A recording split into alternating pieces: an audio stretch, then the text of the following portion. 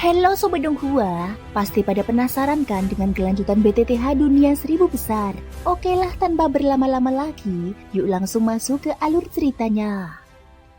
Di episode sebelumnya, pertarungan di hutan bambu ungu berakhir dengan kemenangan berkat strategi Xiaoyan. Serangan jiwa menjadi kunci untuk menjatuhkan macan kaisar dan memungkinkan lelaki tua pembenci menelannya serta memulihkan kekuatan. Setelah itu terungkap masalah mendasar Xiaoyan, tribulasi hidupnya tertahan, dan satu-satunya solusi adalah mata air dua kutub kehidupan dan kematian yang dijaga musuh jauh lebih berbahaya. Sementara ancaman besar menanti di depan, konflik baru langsung pecah ketika sekte Ming menyerang. Namun Xiaoyan kembali muncul tepat waktu untuk membalikan keadaan. Hati-hati, menghadapi kemunculan mendadak seorang ahli kuat, Su Guang mendengus dingin sambil berteriak memperingatkan bawahannya. Sementara dia terus bertarung dengan Xiu Qi. Bahkan Su Guang yang memiliki kekuatan Do di bintang 7 tahap awal merasakan getaran ngeri dari api gemilang yang menyelimuti tubuh Xiaoyan. Sedangkan bawahannya hanya berada di Do di bintang 6 puncak. Rasa takut yang ia rasakan jauh lebih besar.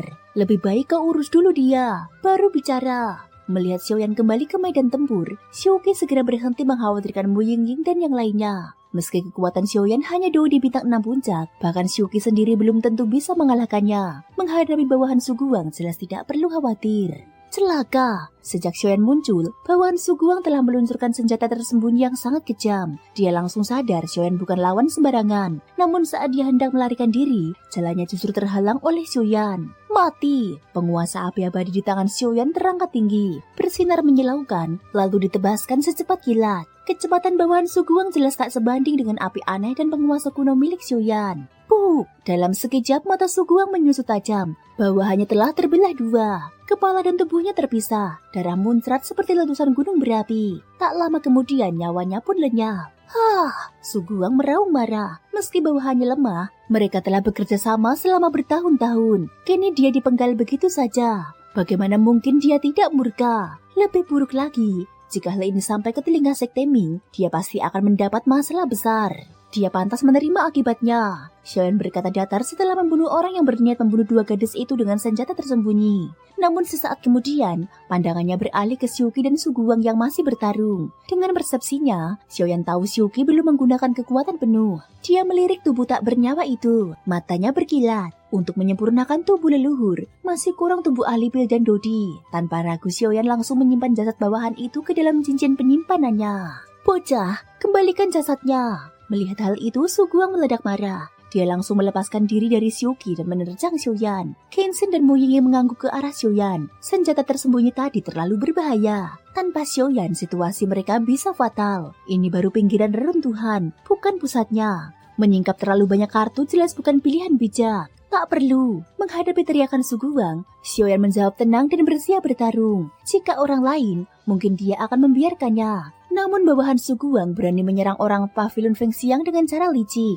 Xiaoyan jelas tak akan diam. Aku ingin melihat seberapa kuat dia sebenarnya. Xiu Qi menarik kembali tangannya dan mundur ke sisi Yuru. Dia tersenyum tipis. Kekuatan Xiu Qi lebih unggul dari Su Guang. Tadi dia hanya menahan Su Guang, bukan bertarung sungguh-sungguh. Jika serius, Su Guang tak akan bertahan lama. Bagaimanapun, menantang Do di bintang 7 tahap awal dengan kekuatan Do di bintang 6 puncak terdengar terlalu berbahaya. Tenang saja, kekasih kecilmu jauh lebih kuat dari yang kau bayangkan, jawab Xiu Qi santai. Matilah kau. Aura berbahaya meledak dari tubuh perak Su Guang. Do di bintang 7 tahap awal, tidak lebih dari itu. Xiaoyan mendengus dingin, mengangkat penguasa api abadi dan menghantam Su Guang. Meski Do di bintang 7 itu mengerikan, Xiaoyan sama sekali tidak gentar. Bum bum bum.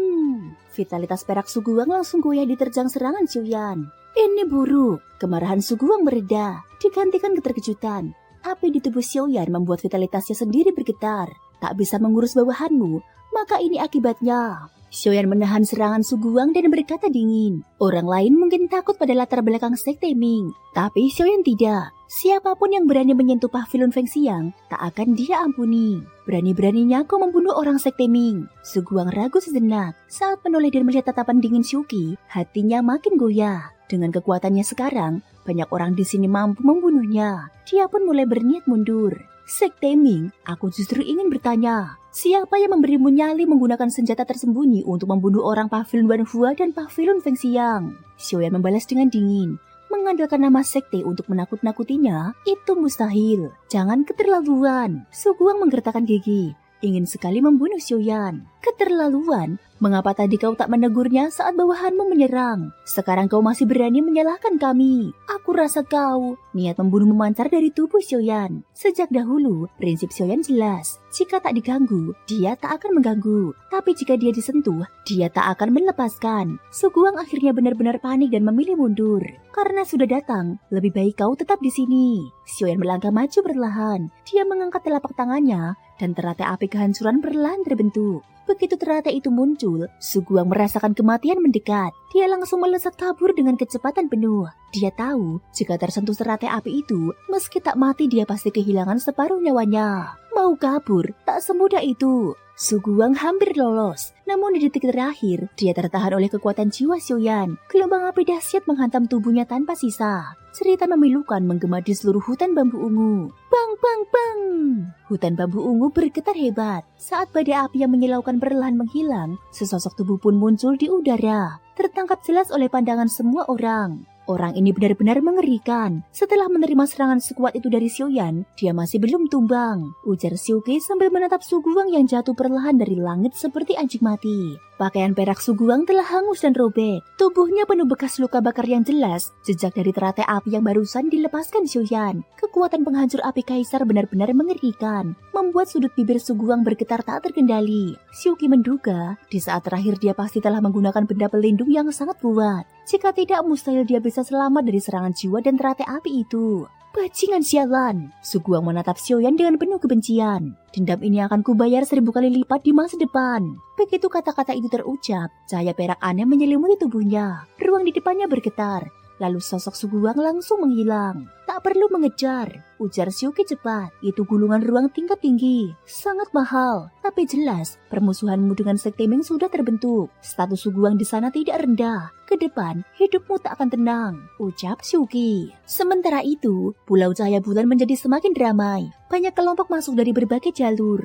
Dan kabar tentang mata air kehidupan dan kematian menyebar ke seluruh pulau. Pernah dengar, bisik seseorang, pulau ini penuh harta. Bahkan pulau Yutu dan Guanghan konon menyimpan roh petarung. Berita lama, salah seorang pria berkulit gelap sambil tertawa. Yang menarik ada di Pulau Cahaya Bulan, tempat aneh yang jarang diketahui. Apa itu? Tanya beberapa orang serempak. Mata air kehidupan dan kematian. Apa? Benarkah itu ada di runtuhan ini? Kerumunan langsung gempar.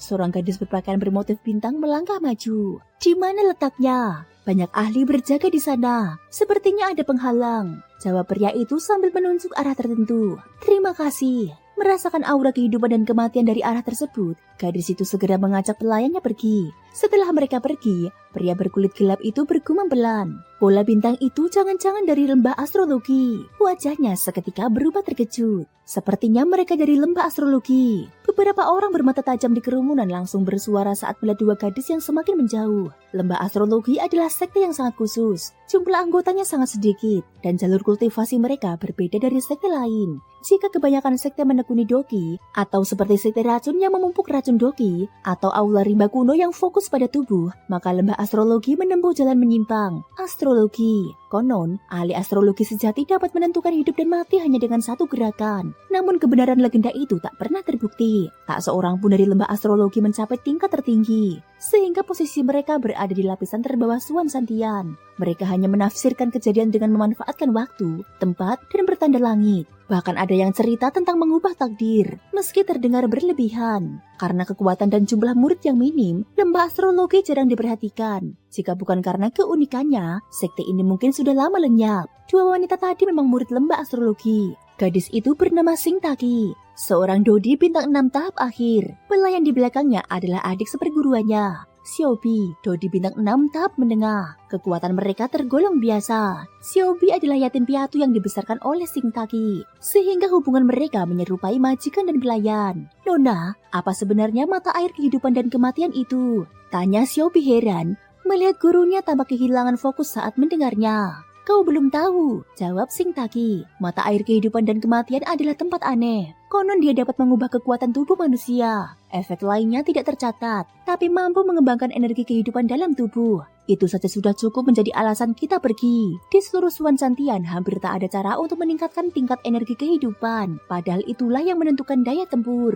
Mendengar ini, Xiaobi mengangguk dan segera mengikuti. Saat mereka tiba, area mata air kehidupan dan kematian sudah dipenuhi banyak murid. Keluhan terdengar di mana-mana. Mata air yang dicari tak kunjung terlihat. Ternyata tempat ini adalah daerah rawa. Pepohonan rapat dan kabut tebal membatasi pandangan. Kabutnya terasa berbahaya. Salah langkah saja seseorang bisa langsung tersedot ke dalam rawa. Di atas pohon tinggi, dua sosok bertubuh besar muncul. Mereka melaporkan bahwa binatang penjaga mata air kedua terlalu kuat. Meski fisik mereka unggul, rawa membuat teknik gerak tak berguna. Sedikit salah, langsung tenggelam. Keduanya adalah murid unggulan Aula Rimba Kuno, Feng Hong dan Du Chun. Keraguan muncul, namun Feng Hong menegaskan, binatang itu setara Dodi bintang 7 tahap akhir. Di darat mereka tak takut, tapi di rawa situasinya berbeda. Upaya lain pun berakhir sama. Ketegangan sempat memanas antara Aula Rimba Kuno dan keluarga kerajaan Xuanling. Hingga Song Yu dari Wan Xiamen turun tangan. Dia menyimpulkan bahwa cara keras tak berhasil. Jalan satu-satunya adalah mengumpulkan lebih banyak orang, menghancurkan penjaga terlebih dahulu, lalu membiarkan siapapun masuk dan bersaing berdasarkan kekuatan masing-masing. Tak ada pilihan lain. Qi Haoran dan Feng Hong pun akhirnya setuju. Pada saat ini Xiaoyan dan rombongannya bergerak cepat dan tiba di lokasi yang disebut sebagai mata air dua kutub kehidupan dan kematian. Namun begitu sampai, Xiaoyan justru mengerutkan kening dan menoleh pada Yuru. Di hadapan mereka terbentang sebuah rawa luas yang dipenuhi kabut tebal dan bau menyengat. Gelembung-gelembung aneh terus muncul dari permukaan lumpur. Jelas rawa ini sangat berbahaya. Benar, disinilah tempatnya, jawab Yuru tegas. Menurut informasi dari rune warisan, mata air dua kutub berada di area rawa ini. Hanya saja tidak disebutkan lokasi pastinya. Dengan rawa seperti ini dan pepohonan raksasa di sekelilingnya, besar kemungkinan mata air itu memang tersembunyi di sini, ujar Mu Feng. Keduanya membuat suasana menjadi hening. Banyak orang telah berkumpul. Beberapa aura bahkan sangat tersembunyi. Kekuatannya mungkin setara Kaisar Dodi bintang 7, kata Xiaoyan setelah mengamati sekitar. Tempat berharga seperti mata air dua kutub tentu menarik banyak ahli kuat. Tunggu, ada seseorang, ujar Leng Fuyou sambil menatap ke atas pohon. Tak lama kemudian cahaya terang muncul dari rawa disertai aura kuat. Sosok itu mendarat di atas pohon dan suaranya menggema ke seluruh area. Hehehe, semuanya. Song Yu, Xiaoyan langsung mengenali suaranya. Kalian semua datang ke sini pasti punya tujuan yang sama. Lanjut Song Yu, mata air dua kutub kehidupan dan kematian memang ada di rawa ini. Tapi untuk memasukinya, masih ada satu rintangan. Kami telah menemukan pintu masuknya. Namun penjaganya terlalu mengerikan. Kami tak sanggup menghadapinya sendiri. Jadi silakan coba keberuntungan kalian. Song Yu lalu melepaskan cahaya yang menandai lokasi pasti mata air dua kutub. Kenapa dia membagikan lokasi sepenting ini? Xiuqi bingung. Penjaganya pasti sangat kuat. Dia ingin orang lain membuka jalan. Ucap Xiaoyan. Banyak murid kuat mulai bergerak menuju lokasi tersebut. Di kejauhan, Lin Zu dan Wu Po dari sekte racun mengamati situasi. Song Yu jelas tak sanggup menembus penjaga itu, jadi dia memancing orang lain. Kata Wu Po. Lalu apa yang kita lakukan? Tanya Lin Zu. Kita lihat saja. Aku merasa Xiaoyan juga ada di sini. Dengan lokasi mata air terbuka, ratusan ahli mulai mendekat. Rawa pun bergolak hebat. Bung, bung, bung. Suara menggelegar mengguncang area. Penjaga mata air, seekor monster iblis yang belum pernah terlihat, bergerak liar di bawah rawa. Kekuatan yang ditampilkannya setara Kaisar Dodi bintang 7 tahap puncak. Di bawah rawa, seorang lelaki tua membuka mata. Aura mengerikan meledak. Kekuatan Kaisar Dodi bintang 8. Tak kusangka begitu banyak ahli berkumpul di mata air kehidupan dan kematian, ucapnya sambil tersenyum dingin. Pulau Cahaya Bulan sudah lama tidak seramai ini. Di sampingnya, seekor monster berbulu meringkuk diam. Jika Xiaoyan berada di sana, dia pasti langsung mengenalinya. Monster tua kejam yang terkuat di antara 3 monster legendaris. Gelembung-gelembung terus muncul, dan bau busuk di rawa semakin menyengat. Melihat itu, Xiaoyan mengerutkan kening. Jelas, banyak orang kuat telah mati terkubur di rawa ini, hingga menimbulkan bau setajam itu.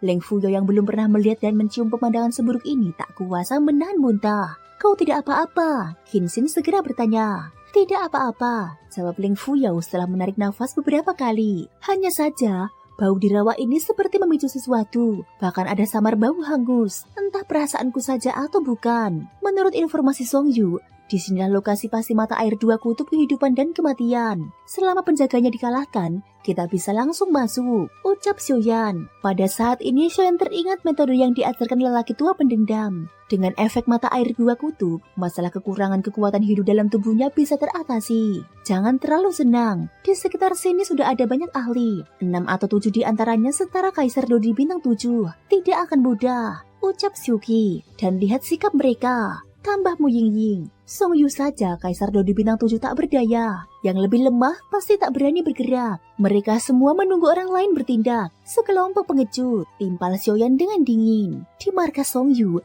wajahnya menggelap. Tak satu pun bergerak. Penjaga di rawa terlalu kuat. Mereka pasti sudah menyadarinya, kata Feng Hong. Feng Hong dan Du Jun pernah bertarung dengannya. Makhluk itu selalu menyerang dari dalam rawa. Namun kekuatannya tetap membuat mereka menderita. Aku tak bisa menunggu.